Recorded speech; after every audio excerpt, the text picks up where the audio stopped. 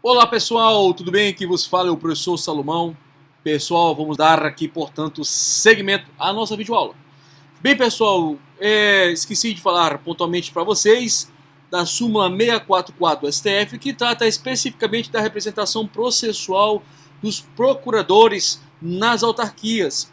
Foi um deslize rápido meu, mas graças a Deus eu lembrei e aqui estou falando. Inclusive, pessoal, tá no material de vocês, tá bom? Olha aqui, ó, vamos lá. Tudo que a gente fala, que a gente prova, é bem tranquilo, bem calmo, bem tranquilo. Olha só, a súmula 644 do STF diz o seguinte: ao titular do cargo de procurador de autarquia não se exige a apresentação de instrumento de mandato para representá-la em juízo, o que compatibiliza categoricamente com a redação nona do artigo 9º da Lei 9.469, que trata pontualmente acerca da AGU. Olha só, nós lemos especificamente para vocês, tá? Prerrogativas da AGU, vimos ainda há pouco, e agora nós estamos lendo o dispositivo novamente, que trata da matéria. Olha o que diz: a representação judicial das autarquias e fundações públicas por seus procuradores ou advogados, ocupantes de cargos efetivos dos respectivos quadros, independe da apresentação do instrumento de mandato. Agora vamos ter um cuidado pontual, pessoal, que advogados, né, terceirizados, enfim, outros setores profissionais, não sendo advogados efetivamente dos quadros da autarquia, tem que realmente apresentar a procuração. Mas um advogado da autarquia, um advogado, portanto, constituído, concursado, fez o concurso público, faz parte do corpo, portanto, dos quadros das autarquias federais, com base, inclusive, na súmula 644 do STF, esse camarada tem que ter realmente, pessoal, essa prerrogativa sendo observada, porque é uma prerrogativa ex vileges. Bem, pessoal, dando seguimento aos nossos trabalhos, vamos aqui agora tratar uma síntese teórica justa da formação do processo. Evidentemente, pessoal, nós já vimos trabalhado isso aqui N vezes, mas eu vou pontuar aqui especificamente com alguns aspectos. Primeiramente delas, pessoal, é o seguinte: é a formação do processo, indicada aqui como número 1. A formação do processo nos remete a atenção aos artigos 70, 312 e 319. Vou focar mais uma vez o artigo 312. Vamos lá, artigo 312. Olha o que diz: considera-se proposta a ação, isso no CPC, né? Considera-se proposta a ação quando a petição inicial for protocolada. Todavia, a propositura da ação só produz quanto ao réu os efeitos mencionados no artigo 340 depois de que for validamente citado. Show de bola. Volta aqui conosco, olha só, pessoal. E aí nós temos aqui as três possibilidades de juízos, tá? Cássio Bueno, inclusive, ele traz essas referências. Existe a possibilidade de 3 juízos: um juízo negativo, juízo positivo, que é o que se espera, dando, portanto, impulso oficial ao processo, um juízo negativo e um juízo neutro. O juízo neutro, pessoal, viabiliza a emenda da inicial, estar lá no artigo 321 do CPC. Vamos lá? Artigo 321 do CPC. Olha o que diz: o juiz, ao verificar que a petição inicial não preenche os requisitos dos artigos 319 e 320, ou que apresenta defeitos e irregularidades capazes de dificultar o julgamento de mérito, determinará que o autor, no prazo de 15 dias, a emende ou a complete, indicando com precisão o que deve ser corrigido ou completado. Mais uma vez, a aplicação do princípio da primazia do julgamento de mérito, o princípio da cooperação. Bem, dando seguimento aos nossos trabalhos, evidentemente nós temos aqui o juízo positivo, que é o impulso oficial natural, mas temos a possibilidade de haver o que, gente? A emenda da inicial ou da exordial. Em via reflexa e consequente, nós temos o juízo negativo e compreende duas hipóteses. A primeira delas, gente, é o indeferimento da petição inicial, e o último caso específico é a improcedência liminar do pedido. Nesse sentido de consequência, pessoal, já que é uma revisão de temas que nós já abordamos em sala de aula e também nas videoaulas, vamos aqui direto aos dispositivos. Bem, vamos aqui nesse sentido tratar pontualmente do indeferimento da petição inicial. Beleza, pessoal? Vamos aqui. Vou botar aqui para ficar legal. Bem, indeferida a petição inicial, o autor poderá apelar. Então, o recurso cabível é qual, gente? Apelação. Lembrar pontualmente que há a possibilidade de recorrer, há a possibilidade de retratação. Grava. Se há possibilidade de recorrer, há possibilidade de retratação. Há possibilidade de recorrer, a possibilidade de retratação. No caso específico aqui, a apelação. Bem, nesse sentido de consequência, vamos aqui. Então, mais uma vez, indeferida a petição inicial, o autor poderá apelar, facultado ao juiz, no prazo de 5 dias, retratar-se. Se pode recorrer, pode retratar-se, em especial a apelação. Beleza, pessoal? Tranquilo? Tá de boa? Olha só, nesse sentido de consequência, vamos aqui analisar os casos em que imputa o indeferimento da petição inicial. Vamos aqui. A petição inicial será deferida quando for inepta, a parte for manifestamente ilegítima, o autor carecer de interesse processual, não atendidas as preocupações dos artigos 106 e 321 do CPC. Bem, pessoal, dando seguimento, nós vamos para a segunda hipótese do juízo de admissibilidade negativo, que é a improcedência liminar do pedido, que é, inclusive, uma situação um pouco mais forte. Finalizando, a sentença aqui ela é terminativa, tá bom, pessoal? Diferenciando da improcedência liminar do pedido, que é a sentença é de mérito, ou seja, a sentença julgará procedente ou não a demanda, no caso especificamente, julga, portanto, o pessoal sem resolução de mérito, o que possibilita que a pessoa possa reingressar novamente com a ação judicial, tá bom? Bem, pessoal, nesse caso da improcedência liminar do pedido, o julgamento é de mérito, ou seja, o juiz decide o mérito, enfrenta o mérito, julga o mérito. Nesse sentido de consequência, vamos aqui ao artigo 332 do CPC. 332. Olha o que diz, pessoal. Nas causas que dispense a fase instrutória, o juiz, independentemente da citação do réu, julgará liminarmente improcedente o pedido que contrariar enunciado de súmula do STF ou do STJ, acordo proferido pelo STF ou pelo STJ em julgamento de recursos repetitivos. 3. Entendimento firmado em incidente de resolução de demandas repetitivas ou de assunção de competência. E, por fim, enunciado de súmula do Tribunal de Justiça sobre o direito local. Perceba categoricamente, pessoal, que o nosso CPC atual revigora a importância dos enunciados de súmula dos tribunais. Aqui nesse contexto pontual, os tribunais de justiça e os TRFs, tá? Assim sendo, pessoal, finalizando aqui as observações condizentes a esse repertório, vamos aqui seguir nosso barco e tratar pontualmente, pessoal, da extinção do processo. Da extinção do processo. Tudo bem? Bem, vamos aqui especificamente olhar esse desenho. Pessoal, olha só, basicamente a vida do processo, quanto o nascimento e a sua fim, é a formação do processo, que é a concentração da disciplina de processo civil 1. Aqui nós vamos trabalhar daqui a pouco suspensão do processo e mais uma vez de forma insistida, extinção do processo. Nós já havíamos estudado isso em sala de aula presencial, mas estou aqui reverberando a informação.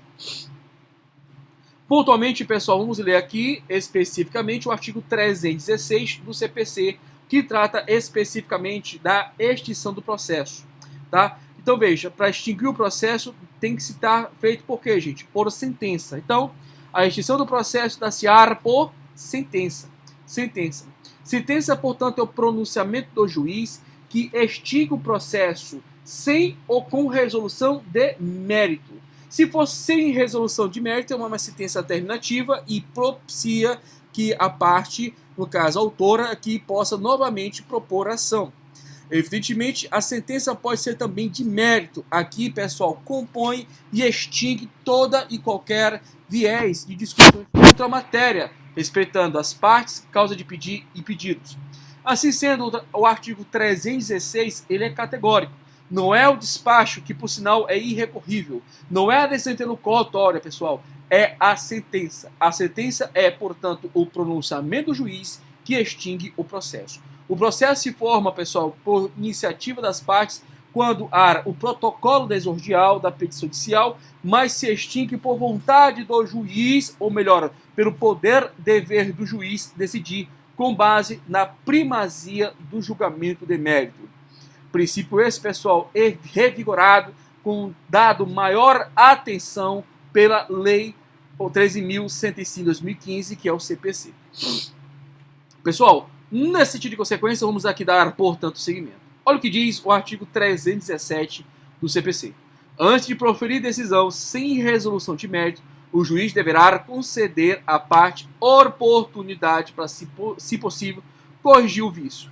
Evidentemente, mais uma vez, represtina o princípio da primazia do julgamento de mérito e também revigora o princípio da motivação. Significa dizer, em outras palavras, que o juiz ele vai perseguir a verdade real. É o princípio da persecução da verdade real. Nesse sentido de consequência, há, portanto, uma revigoração mental do Código Civil de 73 ao Código Civil de 2015, na medida da consequência que de 73 dava mais apoio à verdade processual, e não obstante a jurisprudência e a doutrina criticar esse ponto de vista, sendo que o Código Civil de 2015 ele dá maior destaque, aliás, ele acaba a discussão e traz o verdadeiro alcance da busca da verdade. A verdade aqui é a real. Quanto mais próximo da realidade, pessoal, for ali aplicado ao processo, é de fato o esgotamento justo, correto, coerente e efetivo da tutela jurisdicional. Essas são as palavras aqui finais e derradeiras. Nesse sentido de consequência, pessoal, relembrar pontualmente para vocês o artigo 93 caput, inciso 9 da Constituição, que trata profundamente, pessoal, do princípio da motivação. Bem, fica claro que as decisões judiciais devem ser essencialmente motivadas. Nesse sentido de consequência, refaço aqui a lembrança para vocês do artigo 11 do CPC, bem como do artigo 489, parágrafo 1º do CPC. Mas, antes de mais nada, daqui a pouco nós vamos ler mais uma vez os dispositivos, mas vamos ler aqui especificamente a Constituição no seu artigo 93 caput e seu inciso 9. Olha o que diz, pessoal, a Carta Magna Brasileira. Lei complementar de iniciativa do STF disporá sobre o Estatuto da Magistratura. Observados os seguintes princípios. Inciso 9, na sua primeira parte, todos os julgamentos dos órgãos do Poder Judiciário serão públicos e fundamentadas todas as decisões. Sob pena de que, gente? De nulidade. Então veja, um julgamento tem que ser público, um julgamento tem que ser fundamentado. Nesse sentido de consequência, vamos aqui especificamente ao artigo 11 do CPC. Artigo 11 do CPC. Olha o que diz. Todos os julgamentos dos órgãos do Poder Judiciário serão públicos e fundamentadas todas as suas decisões, sob pena de nulidade. Ou seja, houve, na realidade, uma repristinação, uma cópia, Ctrl+C, Ctrl+V, da redação da Constituição. E foi importante, assim ser dito, na medida e na consequência, que é vício de nulidade um julgamento não público, um julgamento que não respeita a fundamentação. Nesse sentido de consequência, nós temos que reportar ao artigo 489, pessoal, que já trabalhamos N vezes com vocês. O artigo 489 do CPC, em especial o parágrafo 1º, diz o que é uma sentença fundamentada. Bem, antes de mais nada, a sentença ela possui como seu corpo estrutura relatório, fundamentos e dispositivo. Compete ao relatório o que, gente? Conter o nome das partes, a identificação do caso, com a suma do pedido e da contestação e do registro das principais ocorrências havidas no andamento do processo. E, por fim, os fundamentos, em que o juiz analisará as questões de fato e de direito. E, por fim, o dispositivo, em que o juiz resolverá as questões principais que as partes lhe submeterem. Nesse sentido de consequência, vamos aqui ao parágrafo 1º do artigo 489. Olha o que diz. Não se considera fundamentada qualquer decisão, seja ela interlocutória, sentença ou acordo, que, olha só, inciso 1, se limitar à indicação, à reprodução ou à paráfrase de ato normativo, sem explicar a sua relação com a causa ou com a questão decidida. 2. Empregar conceitos jurídicos indeterminados, sem explicar o motivo concreto de sua incidência no caso. 3. Invocar motivos que se prestariam a justificar qualquer outra decisão. 4. Não enfrentar todos os argumentos deduzidos do processo, capazes de, em tese, infirmar a conclusão adotada pelo julgador. 5. Se limitar a invocar precedente ou enunciado de súmula, sem identificar seus fundamentos determinantes, nem demonstrar que o caso sob julgamento se ajusta àqueles fundamentos. E, por fim, deixar de seguir enunciado de súmula, jurisprudência ou precedente invocado pela parte, sem demonstrar a existência de distinção do caso em julgamento ou a superação do entendimento. Tudo bem? Tudo isso aqui a gente já trabalhou. Só estou reverberando, revisando, repristinando para vocês. Tudo bem? Tranquilo? Tá de boa? Pessoal, nesse sentido de consequência, vamos aqui tratar de forma derradeira suspensão do processo. Aqui nós vamos ter uma certa cautela, até porque não é efeito revisional. tem, portanto, pessoal, a necessidade de um crivo de atenção específico. Vou deixar aqui esse quadro e aqui vamos em frente. Então, pessoal, fica claro, translúcido, que todo o processo ele passa por um momento de sua formação, por um momento de sua extinção. Agora, não necessariamente, pessoal, o processo tem que passar por suspensão. Tá? Não necessariamente tem que passar por suspensão. Nós vimos em sala de aula e também no modo virtual a situação de ações conexas. E aí, nesse sentido pontual, nós vimos que se o juiz identificar que a conexão seja mais prejudicial para o julgamento com celeridade, economia processual, o que ele pode fazer? Ele pode especificamente, pessoal, não autorizar a conexão. E ele suspende um dos processos. Isso é importante porque a suspensão só ocorre em situações pontuais, ali identificadas no CPC, para que haja, portanto, pessoal, a paralisação. Repito, a suspensão informa situações pontuais que informam a paralisação da marcha processual, do impulso oficial.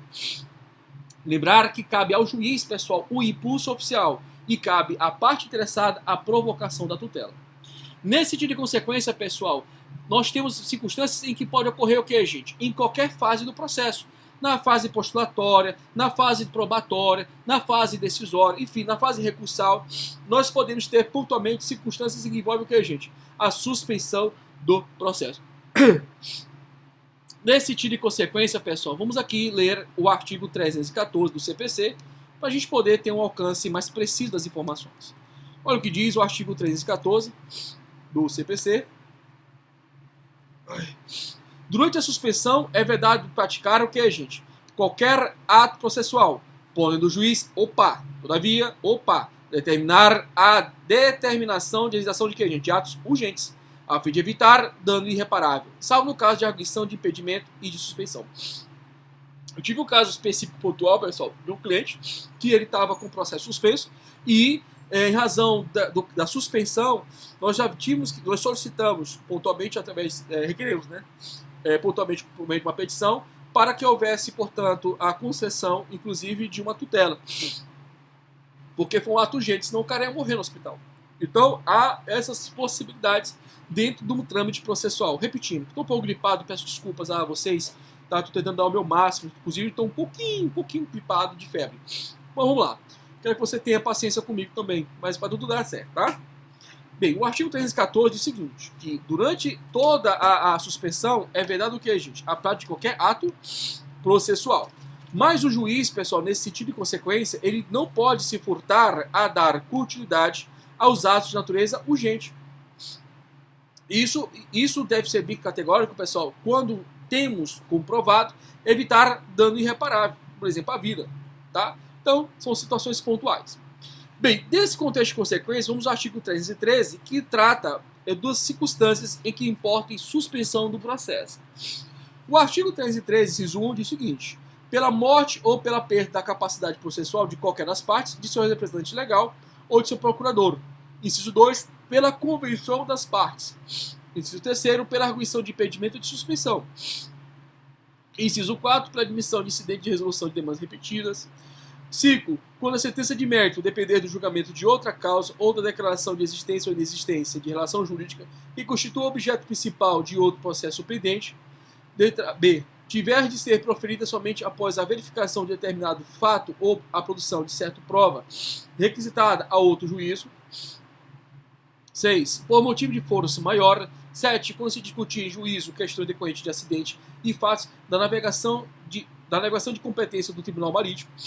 Nos demais casos, que este código regular. 9. Pelo parto ou pela concessão da adoção, quando a advogada responsável pelo processo constitui a única patrona da causa.